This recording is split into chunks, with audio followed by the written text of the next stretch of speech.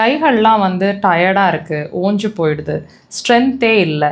Right from இந்த ஷோல்டர்லேருந்து கை ஃபுல்லாகவே ஒரு குடைச்சலாக இருக்குது.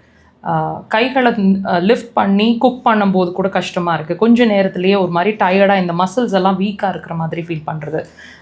லேடிஸாக இருந்தால் ப்ளவுஸ் போடுறதுக்கு கையை தூக்கும் போது கஷ்டமாக இருக்குன்னு சொல்லுவாங்க. தலை சீவும் போது கொஞ்சம் தூரம் கொஞ்சம் நேரம் கையை தூக்கி சீவினா கூட அந்த கைகள் வந்து மசில்ஸ் வந்து ரொம்ப ஓஞ்சு போயிடுதுன்னு ஃபீல் பண்ணுவீங்க. இந்த மாதிரி சிரமங்கள், அதாவது கைகள் சார்ந்த டயர்ட்னஸ் இருந்துச்சுன்னு சொன்னால் ஸ்ட்ரென்த் குறைபாடு. இந்த பாயிண்ட்ஸ் ஒர்க் பண்ணோம். லொக்கேஷன் கரெக்டாக மார்க் பண்ணியிருக்கிறாங்க, தெரியுதுங்களா? சுண்டு விரலோட சைடில் எக்ஸாக்டாக மார்க் பண்ணியிருக்கிற இடத்துல அந்த பாயிண்ட் இருக்குது.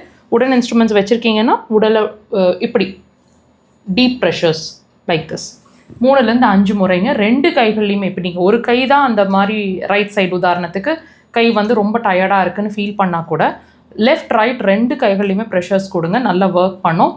நீங்கள் இதை மட்டும் நீங்கள் இந்த கைகளை மட்டுமே எனர்ஜெட்டிக்காக ஃபீல் பண்ணுறது, மாறுறதை ஃபீல் பண்ணாமல் உங்கள் பாடியே எனர்ஜெட்டிக்காக மாறுறதை ஃபீல் பண்ணுவீங்க. நிறைய கேஸ் ரிலீஸ் ஆகிறதும் ஃபீல் பண்ணுவீங்க. ட்ரை பண்ணுங்கள்.